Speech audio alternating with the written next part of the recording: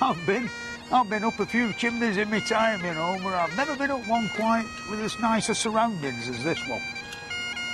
This week's look at the construction skills that went into the building of Britain has brought me north of the border to see a style that's distinctively Scottish, and to look at one of the most important works of a Scottish architect who changed all that. In fact, Robert Adams' style of building was so distinctive it was named after him.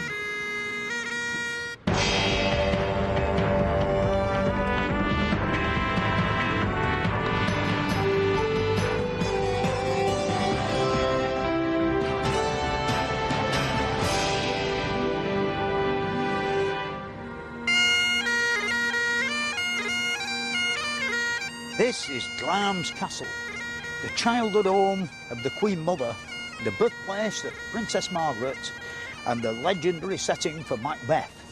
It's also been a royal residence since the 14th century and is one of the best examples of the Scottish baronial style in existence. It's a style that was developed in the 16th and 17th centuries as much for visual effects as for any practical need. What it involved was adding a whole lot of magnificent decorative features to existing clan castles. The whole castle is a grand collection of medieval architectural bits, the beautiful crenellated parapet walls and all the turrets and pinnacles and finials and round chimney stacks. It's all quite wonderful and fairy tale-like. 600 years ago, Glamis started out as a simple tower house, and it didn't change very much for another 200 years. Because the great sandstone tower was too massive to demolish, they had to build all round it when they wanted to extend the castle. The first of the extensions and improvements that transformed Glamis from a medieval castle into a great house in the Scottish baronial style were done in 1603. When the 9th Lord Glamis was made an Earl by King James VI. To match his new status, he wanted an HQ that looked a bit more impressive than the old tower. He added 2 floors and an attic, and of course tucked in the corner of the L shape of the original tower is the new staircase. The Earl was his own architect, and although there are no records, it's believed that he employed masons of the Aberdeen School under the direction of John Bell, and what a magnificent job they did. The new staircase was added by the first Earl, and on a grand scale, you know, it's sort of 16 feet diameter and magnificently illuminated by the amount of windows there are in it. And of course, building it, they would have started off with a circle 16 feet diameter stuck on the foundation blocks, and then inserted the first tread. You know, it's nice how they're all radiused off on the inside, so you don't get the effect of great thick slabs of stone. As they were inserting these treads coming up, they would build the wall up, you know, with them as they were coming up the steps, but they'd come a part where they couldn't reach, you see, so they would then have put logs coming across from these holes here like this onto the centre. There's like one there and there's another one up there, what they could stand on while they got the wall, the outer wall higher up to get the next set of treads on, as you might say. It's quite an interesting staircase. I'm up here on the roof of the castle, amongst all the pinnacles and finials and beautiful iron railings and flagpoles and what have you. I mean, the bit that interests me most is the slated steeples. You know, like, a lot of people don't realise that underneath the slates there's quite a lot of complex woodwork that's all beautifully tapered off and rounded off. If you had to have it re-slated today, it'd be a fairly expensive job. Really, it's a job for a good steeplejack. This is a little drawing I've done of one of the turrets on Glamis Castle, the basic construction of the woodwork. They must have used steeplejacking technology, you know, great balks of timber pinned to the side of the circular part of the turret, and then a few planks round that they could stand on. Once they'd got this circular wall plate resting on top of the stonework, which would be in maybe 4 or 5 pieces, they would then lift up these rafters, you know, on the end of a rope. They wouldn't be that heavy. You could actually hold one in position while you nailed it to the wall plate. the slate lats, to get them to curve round the fairly tight curve as you're getting towards the top. They would saw cuts in the back of it, so you know, you get round maybe a foot diameter thereabouts, you know, with it fairly simple, you know, and all. And then the slates would be nailed on in the usual manner. At the bottom, where they're about 7 or 8 inches wide, they'd have 2 nails, and as you went up progressively, as the things get smaller, maybe at the top only 1 nail, and then the wall lock cap with its lead finial or pinnacle or whatever. The vision or the look at it from down below is very pleasing, you know, it looks really nice. Back in the days of the first Earl, when all this building work started, this is what the inside of the castle would have looked like. This is the lower hall of the original 15th century tower house. It's one of the places that's changed the least in all the castle, you know, it's not been messed about with. It's really a wonderful bit of building. It almost reminds you of a railway tunnel, doesn't it? It's magic. It's all quite a mystery in this barrel-vaulted chamber. Like there's 2 distinct lines along the ceiling where the material changes, the full length of the room, you know, it's the same material as the tapered arch window openings are built out of. It seems to me as though they could have been put in, these windows, because there's pretty nasty joint down round the arch and down each side, and odd bits of the different material, you know, to like block up the gaps and what have you. It's all very interesting. I could live in here myself. It's quite nice, you know, beautiful. Up here on the 2nd floor, this magnificent room was once the great hall of the central tower, and of course, until its conversion in the 17th century, it would have looked very, very similar to the room we've just come from downstairs. The first Earl proceeded to convert it into this magnificent drawing room. He had all the walls plastered and the fireplace done and the royal arms stuck in the middle. The 2nd Earl continued the process when he employed travelling Italian craftsmen to create the fine arch ceiling of beautiful old plasterwork. But all this splendour that had been brought to Glamis didn't last very long, because in 1646 the 2nd Earl died a ruined man, his estates plundered, and with debts of £40,000, which in them days were a ginormous sum. When his son Patrick succeeded him, he managed to pay off all the debts, and then in 1670 he moved back into the castle and began an ambitious programme of extensions and improvements. I'm hidden away up here in the top of the clock tower where all the records for the castle are kept, and I found the 3rd Earl's diary, and he actually called it his Book of Record. And of course in it he detailed all the expenses and the building operations that were going on. And it starts off with what it was like when he first came to look at it. And it says here, it be an old house, and consequently was the more difficult to reduce the place to any uniformity. In other words, it were all iddly-piddly and what have you, you know. Yet I did covet extremely to order my building so that the front piece might have a resemblance on both sides. In other words, he made it symmetrical by placing one wing on either side of the central tower, with both of them coming out at right angles from it. Not only are there all his records in this book, but also his dealings with the contractors and the actual contracts that they've got. And this one's an interesting one, dealing with one of his main contractors. And it says his lordship's very unhappy with the bill that he's just received. It says, Sanders Nisbet, as to your pretended additional work, in other words, he must have billed him for a bit extra, I shall receive this answer without passion. First, I must tell you that I admire with what impudence you charge me any additional work. Then he goes on to say, if you read the contract properly, you know, you finished job off. And then he finishes, but Sanders, there are a great many things to be done which are as yet not done and must be done. But, in spite of the odd disagreement, Nisbet was still the main contractor for all the work. According to another of the contracts, Nisbet had to provide 5 masons to work with him on site, while the Earl was to provide all the materials and the services of 4 workmen for the unskilled labour. There have been all sorts of extensions and improvements done since the time of the 3rd Earl, especially in Victorian times. But what we see today as we look down the mile-long avenue at the 100-foot high towers is basically what he created when he turned a medieval castle into a great house. Extending and beautifying an existing tower wasn't the only way that a distinctive Scottish style was developed. By the 18th century, the leading Scottish architect, William Adam, began to design country houses that broke away radically from the baronial style. The House of Dun near Montrose is one of his finest country houses.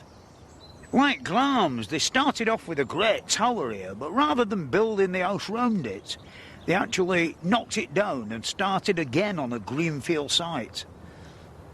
It was built by David Erskine, the Laird of Dun, who was a prosperous lawyer.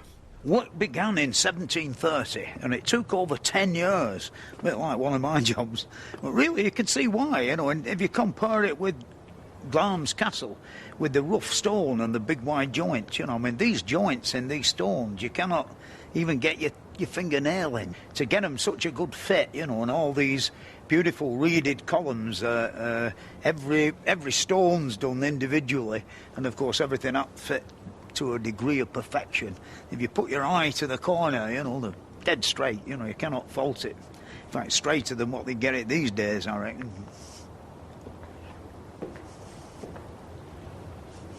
The great glory of the interior of the House of Dun is this magnificent saloon with its wonderful plastering, which are done by a man called Joseph Enser.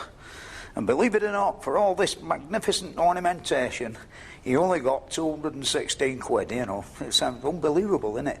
That weren't just for plastering this one single room, it was for doing the whole house. Most people coming into this room wouldn't have a great deal of idea how all this magnificent work were done. But going back to my days at art school, they had an ornamental plastering department, and even though I never did any myself, I always took great interest in what were going on in there. And of course, they made nearly everything on flat benches, and then glued and screwed them to the walls in strange ways. If there were any funny shapes to have nice things fixed to, like in here we've got this wonderful radius from the Cornish moulding up to the flat ceiling proper. They made a curved board on exactly the same radius to make all these cannons and ladies and fancy bits to that radius, you see. And so all the fancy pieces would fit to the same curve, as you might say. And there's also lots of other things of interest in here, because up there's reputed to be a real violin that's been dipped in a watery solution of plaster. And there's other interesting things like shells up there, but they've got to be real shells. To find out some of the tricks of the trade, I went to see the experts. Hales and Howe are specialists in ornamental plasterwork. I spoke to the managing director, David Harrison, and asked him about those violins. The trouble with that theory is if you dip a violin in a bucket of plaster and you pull it out, what you've got is a violin covered in plaster, and that's not what these look like. They would have sculpted it. They probably would have used a timber frame and modelled up the plaster surface on that. Things like the strings would be possibly copper wire. They're real like that, copper wire, yeah. They wouldn't go rusty. Any trick that they could use to save having to model something. For example, there's a spear, which is very delicate. That wouldn't stay together in plaster. So that's probably just a piece of timber dowel with a point on the end. It's just placed in there. Yeah, something like that over at fireplace. That'd be made on a bench, no doubt, flat, and then raised up, would it not? The way they would have done that would be to simply model the thing up on a timber frame with an armature on the back, held it up, and actually just put a bit of wood through to the joists and nailed it on. All of these heavy items, they would have made absolutely certain, whether they were modelling from the surface of the ceiling outwards or applying something, all the big bits have armatures running through, like statues, like anything that could fall off. They have to make sure that it's not going to fall on their client's head.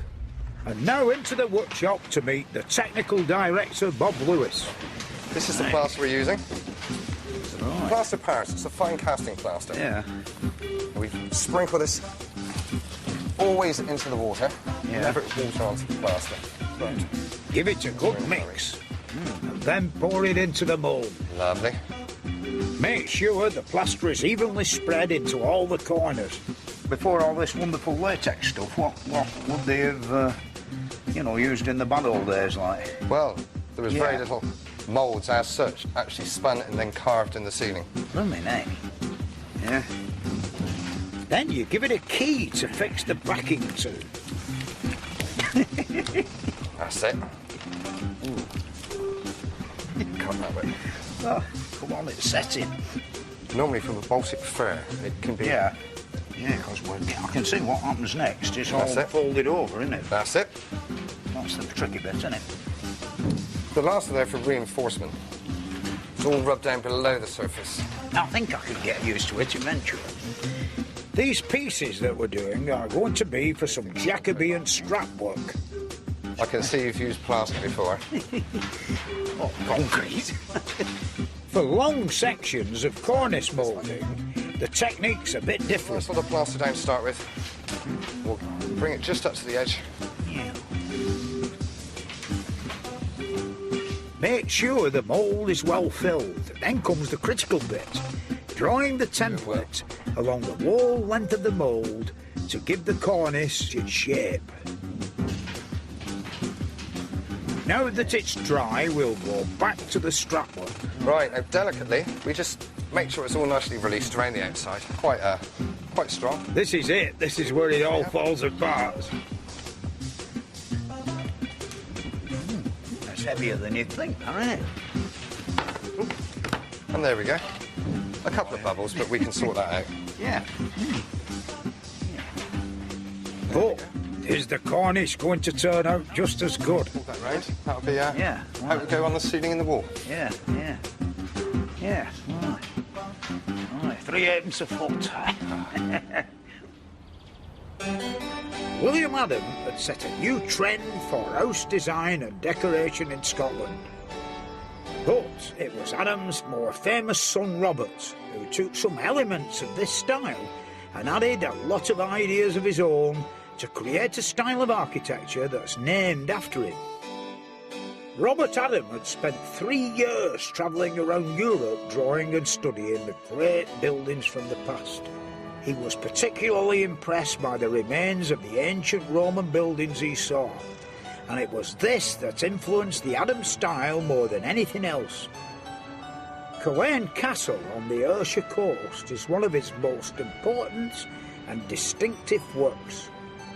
Adam was commissioned to rebuild an existing castle seen here in one of his own sketches.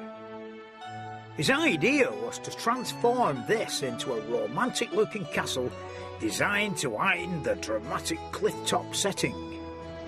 Adam worked on Culzean over a period of 15 years, from 1777 to 1792. His pupil, Hugh Cairncross, was the foreman for the whole project, and Hugh's brother William was the carpenter. The work was done in several stages. First of all, he incorporated the original building into the south side of the mansion. He squared up the central tower and refaced it, and then built a 3-storey wing on each side. The sandstone was quarried locally, some actually coming from beneath the castle itself, when it was removed to make the foundations and the cellar. The next stage of his building work was the north wing, with its massive drum tower on the seaward side. He built this wonderful round tower to sit right on the edge of the cliff. It's a sheer drop for about 100 feet down to the shoreline. Immediately below us, there's a great cave, and he must have been a bit unsure of himself because he's built a big stone pillar in the middle of the cave, just in case. And he obviously built it for the beautiful panoramic views of the countryside and the sea and everything. It's quite a magnificent thing, really, perched here, right on the edge.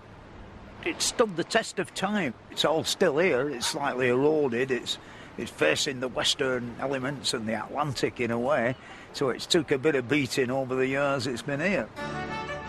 Adam's brief extended to the wall of the Culzean estate. Not only did he build the house, you know, he built that wonderful viaduct as part of the grand entrance to the place. Even the clock tower, which of course were already there, he smartened up with the turrets and the crenelated top, and of course a new skin down the front. And the castle's farm that was built to his design is a work of art in itself. You won't find many farms that look as good as this. There's an awful lot of stone about this castle. The trouble is, most of it came from the Earl's personal quarry, and it's sandstone, which is not the best stuff for weathering the storm, as you might say. You know, I mean, here there's the most magnificent example of erosion. The whole thing's just worn away with the wind and the sea air, I suppose. For years now, they've been replacing the outer skin on the front of the building. There's only about maybe a couple of dozen of the original Adam blocks still in position. You know, they're the dirty ones. Yeah. This is Andy Bradley, who's been here for 10 years. He's never been home, and he's the resident stonemason. You know, he does all the maintenance of the stone and all the repairs and all the nice bits, you know. Isn't that right? It is. Well, yeah. Yeah. Right, this is how you get it, is it now, like? This is how we started getting the stone in, yeah. Yeah, big slabs. We've no set sizes. No, Everything's like, yeah, different various sizes, yeah. different lengths, Yeah. different bed Yeah. heights. I suppose when Robert Adam were here, it had just come in pretty rough lumps, wouldn't it, you know? Sure. It'd be split down smaller than this at the quarry. They would have had great difficulty transporting a block this size. So they'd split the stuff down at the quarry and dress it into rough sizes, roughly squared blocks. And then at that point, those stones would be designated for a particular task. There'd maybe be some that were long enough to be window heads, some that would go for jambs. So they wouldn't have a great amount to remove. No, well, you try and work the minimum. But what that's done over the years, it's given a variety. I mean, you know yourself, you come to a building of a certain age. Oh yeah, beautiful, big ones, little ones. Everything will be slightly different. So it's far easier for us to get the stone just in random lengths and cut it to suit, as they would have done originally. Anyway, go and have a look on the scaffold and see what this is for. With your retaining wall. Yeah, go and have a look. This place is rather inaccessible, isn't it? On top of a cliff, you know. Well, like most places in those days, they tried to get the stone, you know, as local as possible. There's 3 basic stones at Culzean, all within a few miles of the castle itself. This is actually a retaining wall. On the top of it's the road to the castle. Tarmac road, so that might have an effect. Yeah, with the drainage. Side of it. Aye, up on the top here. Yeah. It's the main drag up to the castle. Yeah. And when you look at it, you know, it looks out over the gas house. It's not seen from the castle. No, but even in a place like this, they've gone to a bit of effort. You know, they've put this dental course, this mould in here, and then these cannons, which are... Well, this one alone is purely ornamental. Oh, there's no wall up the middle. Just ornament. It must be difficult deciding which stones to pull out and which to leave in, you know, like, how do you do it? I'll be having sleepless nights if it were me. You want to keep the character of the wall pretty well intact, so we'll try and take out as little as possible whilst still maintaining the structural integrity of the wall. Just because it's badly weathered, it's not an excuse for taking it out. Want a nice rough surface on there. Every single stone has to be prepared by hand, and this includes getting a nice rough surface on it so the mortar will key.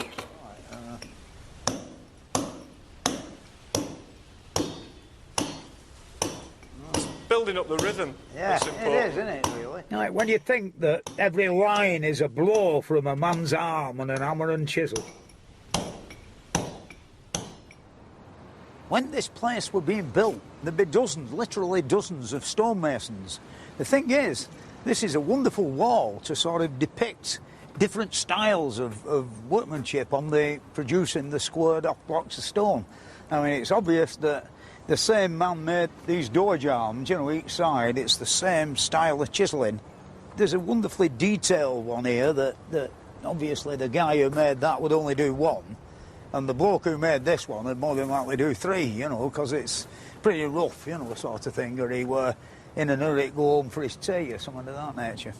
They dropped a bit of a clanger here. There was going to be another niche like that, but they obviously changed their mind and bunged it up. But it is certainly a good example of showing masons different styles of, you know, using the punch and the mallet and the various fancy chisels that they had. But Adam's work isn't just about stonework and exteriors. He spent as much time worrying about the inside as the out. Especially important was his conviction that the interior of a building, right down to the decoration and the furnishings, should be the concern of the architect. This room, really, with its magnificent ceiling, it's not too much overdone, is it? Light and elegant. And really, it's typical of his style, you know, he sort of kept everything lovely and sort of light-looking. And really, he's chiefly remembered for his interiors, his beautiful fireplaces and his door heads and this rather wedding cake-type plastering. Well, not too heavy about any of it, you know.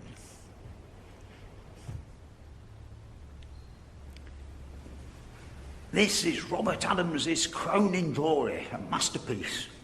When he'd finished off the north and south side of the house, he was left with this rather sunless and dark, rectangular-shaped courtyard in between that separated the two.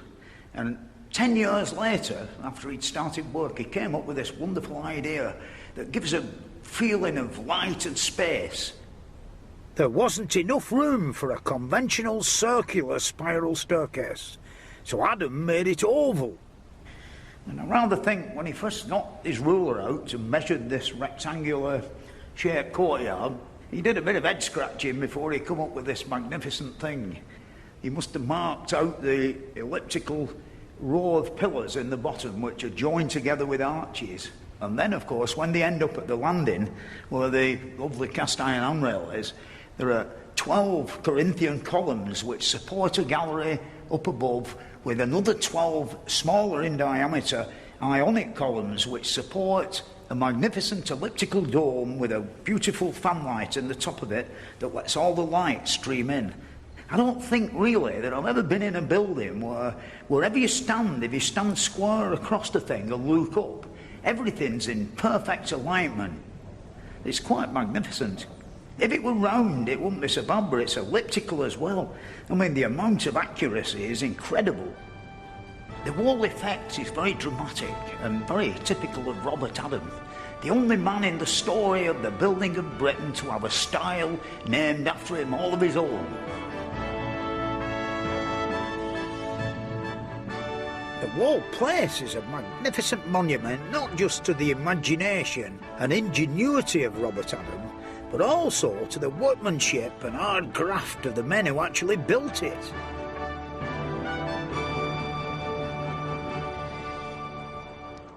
And next week I'll be much closer to home when I look at the work of the very first civil engineers, the men who changed our landscape forever with the building of the canals.